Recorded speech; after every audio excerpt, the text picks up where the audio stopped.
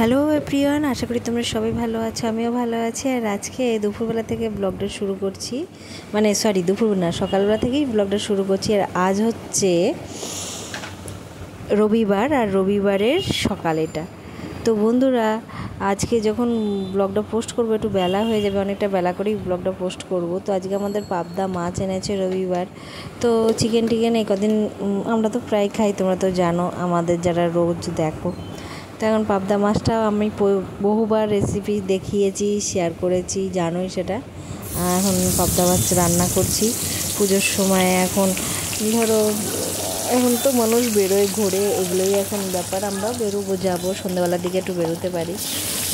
তো সব কিছু টুকটাক শেয়ার করবো, কারণ আসলে কী বলতো, আমরা আবার অতটা কী বলতো পারদর্শী হয়ে উঠতে পারিনি যে একবারে রাস্তায় গিয়ে আমি করলেও আমার ফ্যামিলিতে সবাই অতটা পারদর্শী না। তো সবাই কন্টেন্ট ক্রিয়েটর না, আমি একা একা করলেও করতে পারি। তো যাই হোক, সেই জন্যে সম্পূর্ণ তুলতে পারবো না। তাই পুজোর সময় দেওয়ার চেষ্টা করবো, যথেষ্ট দেওয়ার চেষ্টা করব যদি বেরোই তো, কারণ বৃষ্টি আসার চান্সটা বেশি আছে। তো দেখা যাক কী হয়। আর তোমাদের নেক্সট কালকের ব্লগে আমাদের পুজোর ড্রেসগুলো দেখাবো, যা যা কেনা হয়েছে। তোমাদের না দেখালেও কি কেমন লাগে বলো? সব কন্টেন্ট ক্রিয়েটাররাই নিজেদের পুজোর ড্রেস দেখিয়ে ফেলেছে কত দিন আগে থেকে। আর আমি তো আমি তো সত্যি বলতে কী বলতো, ইউটিউব থেকে তো টাকা পয়সা এখনও পাইনি যে আমি নিজে নিজে কিনবো, প্রচুর তোমাদের দেখাবো।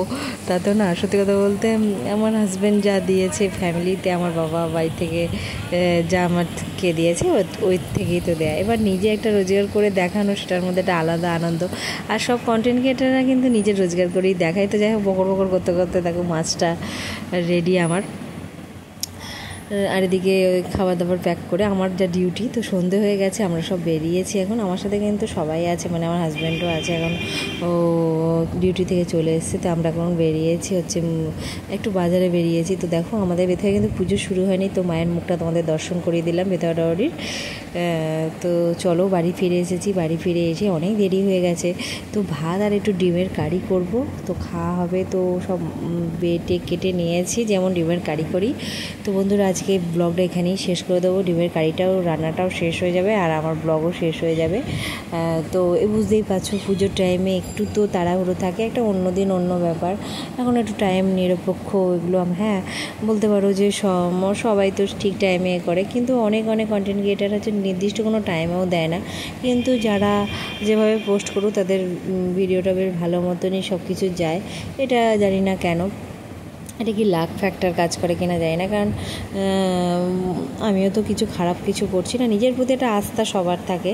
আমিও এতদিন যা করছি, জানি না কেন, সত্যি কথা বলতে যথেষ্ট পরিমাণ দেখানোর চেষ্টা করি, যতটা প্রয়োজন। এমনও আমাকে কিন্তু যে অনেকের যেমন হাজব্যান্ডে ধরে দিচ্ছে, ক্যামেরা করে দিচ্ছে, আমাকে কিন্তু এগুলো সব দিয়েছে, সবই করেছে, কিন্তু এই যে আমি কিন্তু একার দ্বারাই সব কিছু করার চেষ্টা করছি। আমাকে শিখিয়েছে, আমাকে সবই ঠিক আছে, কিন্তু এগুলো করছি, কিন্তু তবুও তো আমি তো আমার নিজের ইয়েতে এগিয়ে যাওয়ার চেষ্টা করছি, তাই না? তো যাই হোক, যারা বোঝার বুঝবে, আর যারা কন্টেন্ট ক্রিয়েট করছো তারাও বুঝছো। তো আজকের মতো টাটা, শুভরাত্রি, নেক্সট ব্লগে দেখা হবে।